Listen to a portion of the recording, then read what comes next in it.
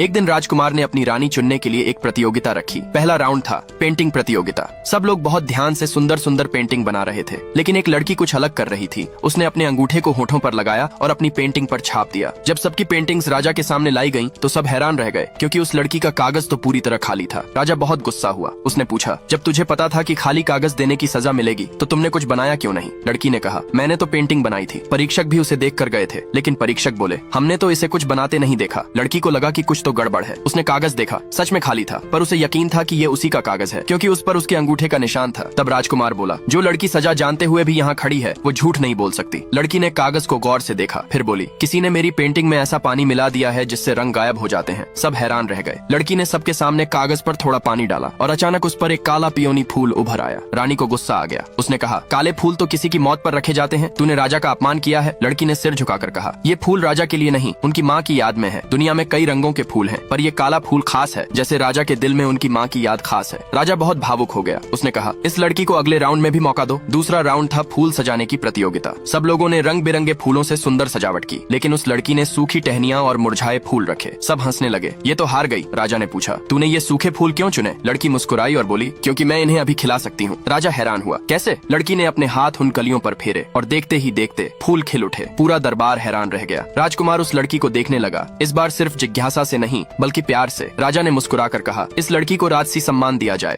ये वही जगह थी जहाँ सम्राट अपनी पसंद की रानियां चुना करता था। लड़कियों को सख्ती से हिदायत दी गई कि वे कोई भी मेकअप इस्तेमाल न करें। एक महिला अधिकारी सफेद कपड़े से उनकी जांच करती। हर लड़की अपने होंठ उस कपड़े पर लगाती। कपड़े पर होंठों के निशान उभर आते। लड़की दावा करती कि उसने कोई मेकअप नहीं लगाया है और तुरंत दोबारा जांच की मांग करती। अधिकारी सफेद कपड़े को अपने हाथ से पोंछ देती, लेकिन फिर भी होंठों के निशान जादू की तरह दोबारा उभर आते। इसके बावजूद वहाँ मौजूद किसी में इतनी हिम्मत नहीं थी कि सच उजागर कर सके। असल चाल यह थी कि रानी चुनने की इस प्रक्रिया में एक बड़े घराने की बेटी भी उम्मीदवार थी और पहले से ही तय था कि चुनी वही जाएगी। कुछ देर बाद महिला अधिकारी ने उस अमीर लड़की से कहा कि वह अपना मेकअप उतारे। जैसे ही उसने उसे एक रुमाल थमाया, लड़की ने तुरंत महसूस किया कि रुमाल से फूलों की तेज खुशबू आ रही है। उसे तभी समझ आ गया कि इस खुशबू में जहर मिला हुआ है। सिर्फ रुमाल हाथ में लेने भर से ही उसकी हथेली पर एलर्जी जैसे लाल निशान पड़ गए। तभी पास बैठी एक लड़की ने अपना साफ रुमाल उसे दिया। इस तरह वह पहले दौर की जांच पास कर गई। जब दूसरा दौर शुरू हुआ, तो अब एक पुरुष अधिकारी सामने आया। वह उम्मीदवारों के चेहरे देखकर अंक देता था, लेकिन लड़की ने गौर किया कि वह सबसे पहले चेहरों को नहीं, बल्कि उनकी कमर पर बंधी पट्टियों को ध्यान से देख रहा था। उसने इधर उधर नजर दौड़ाई और पाया कि सिर्फ उस अमीर लड़की की पट्टी पर लाल बिंदु बना हुआ है। ये देखकर उसने तुरंत अपनी पिन निकाली। उसे अपनी उंगली हल्के से चुभोई और अपनी कमर पट्टी पर भी एक लाल बिंदु बना लिया। जब अधिकारी ने उसकी जांच की, तो वह धोखे में आ गया और समझ बैठा कि वही चुनी हुई उम्मीदवार है। वह तुरंत उसकी तारीफ करने लगा और बोला, इसकी शक्ल सूरत तो बिल्कुल राजकुमारी जैसी है। बाकी सब यह सुनकर हैरान रह गए और आखिरकार वही लड़की सम्राट की दुल्हन बन गई।